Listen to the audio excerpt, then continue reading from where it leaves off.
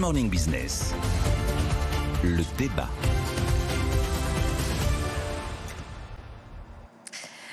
Jean-Marc et Nicolas, bonjour à tous les deux. Il y a deux sujets en gros ici. Il y a l'énergie d'un côté, l'assurance chômage de l'autre. Exit la réforme des retraites. Nicolas, il n'y a que ça à faire. Quitte à passer en force sur l'assurance chômage? Ne vous demandez pas si on va passer en force ou pas, c'est déjà fait. C'est déjà fait parce que l'actuelle convention de l'assurance chômage expire le 31 octobre. Donc on est dans un vide juridique, il va y avoir un décret qui va donner les pleins pouvoirs au gouvernement pour piloter intégralement l'assurance chômage, au moins jusqu'à fin 2023. Donc il prend les mains, surtout exit Pôle emploi, exit les partenaires sociaux. En fait, lors de ce quinquennat, on va poursuivre l'œuvre de l'épisode 1, la réforme de 2019, engagée en 2021. On va continuer à étatiser le système d'assurance chômage. Le fait d'étatiser le système d'assurance chômage fait que le gouvernement aura ensuite toute latitude pour passer au cœur du dispositif, le cœur du réacteur. Olivier Dussopt avait tout dit fin juillet dans les colonnes du Parisien. Quand ça va bien, on durcit les règles. Quand ça va mal, on assouplit les règles. Alors évidemment, les diables seront dans les détails. Qu'est-ce que ça veut dire, ça va bien? Est-ce qu'on regarde plusieurs trimestres d'amélioration du taux de chômage? Est-ce qu'on regarde le nombre d'offres d'emploi qui seraient abondantes? Il est même peut-être question de créer un comité indépendant, comité d'experts, qui donnerait un avis sur une sorte de météo France de l'emploi. Et puis ensuite, l'autre diable, c'est très bien, alors ça va mieux. Ça va mieux, qu'est-ce qu'on durcit? Qu'est-ce qu'on modifie? Et en fait, c'est exactement le modèle canadien. C'est un copier-coller de ce qu'a fait le Canada. Et on s'est rendu compte que dans toutes les réformes de l'assurance chômage, le paramètre qui vraiment modifie l'attitude des demandeurs d'emploi, c'est la durée d'indemnisation. On a l'une des durées d'indemnisation les plus élevées du monde, 24 mois, jusqu'à 36 mois passé un certain âge. On peut imaginer que lorsque la météo de l'emploi est plutôt bonne, on n'indemnise pas 24 mois, mais on indemnise, par exemple, 12 mois.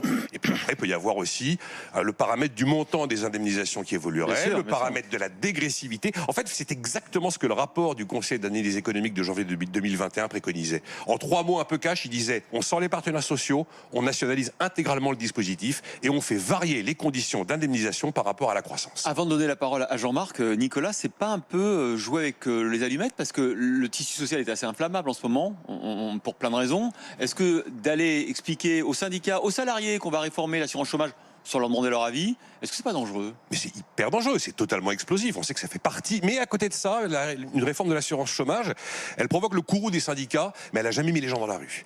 Tandis que chaque fois que vous touchez aux retraites, vous avez le courroux des syndicats et vous avez les cortèges. Mais il est évident qu'elle est politiquement très très sensible. Jean-Marc, le jeu en vaut la chandelle? On a raison de passer en force? Je pense pas, donc on ait raison de passer en force. Parce qu'il est partagé, parce que d'un côté il est content de cette flexibilité, de l'autre l'étatisation. C'est l'horreur.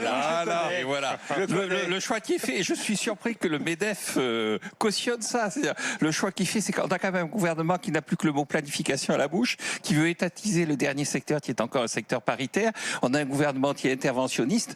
Je rappelle quand même que ici même, en 2015, le ministre de l'économie de l'époque avait dit qu'il fallait oxygéner l'économie, qu'il fallait davantage de liberté, que le statut de la fonction publique était inadéquat, et il étatise maintenant qu'il est président de la République. Je rappelle aussi qu'il y a l'année précédente, le Premier ministre de l'époque avait dit pour qu'il y ait des employés, il faut qu'il y ait des employeurs.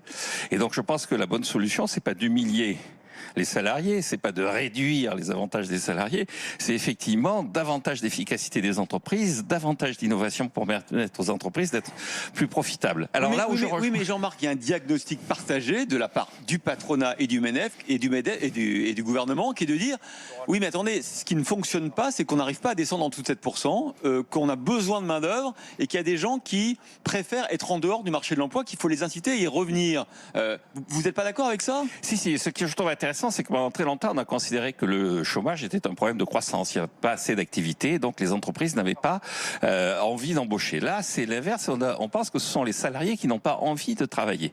Et donc, à ce moment-là, il faut rendre le travail beaucoup plus intéressant, beaucoup plus rémunérateur. La solution, c'est pas d'abaisser le pouvoir d'achat des chômeurs, c'est de faire en sorte que les salariés gagnent plus à hauteur de leur efficacité. C'est-à-dire, il faut davantage les former, les rendre plus efficaces, accepter dans certaines situations de faire des plans sociaux pour effectivement faire de la productivité, mais considérer que la solution c'est d'abaisser le niveau de vie des chômeurs est une erreur.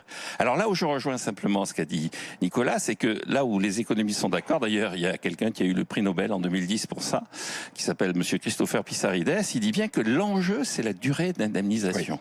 Oui. Et donc il ne faut pas baisser le revenu des chômeurs, il faut avoir une durée d'indemnisation qui leur permette à la fois de trouver un emploi en conformité avec leurs compétences et qui les incite, lorsqu'elles effectivement arrivent à son terme, à utiliser ces compétences. Nicolas, Deux on va choses. faire les deux. Non, deux choses pour terminer. Il est certain que la durée d'indemnisation est un élément clé. Si on veut que ça change, il faut qu'il y ait un décideur, et évidemment ce sera l'État. Après, Jean-Marc a totalement raison. Croire que parce qu'on a modifié les paramètres de l'assurance chômage en fonction de la météo de l'emploi, tout va bien et on arrive à 5% de chômage, c'est un leurre. Il faut former les gens, rendre les gens employables, il va falloir que l'école ait de meilleurs résultats, il va falloir de la mobilité géographique, il va falloir augmenter le taux d'emploi. Ça veut dire quoi? Ça veut dire travailler plus, et le travailler plus pour augmenter le taux d'emploi, l'un des éléments clés pour y parvenir, ce sera la réforme des retraites notamment. Donc ça n'est qu'un élément parmi d'autres pour espérer revenir au plein emploi. Juste un mot, on ne retrouvera pas la croissance sur l'humiliation des chômeurs. Vous savez quoi, Jean-Marc?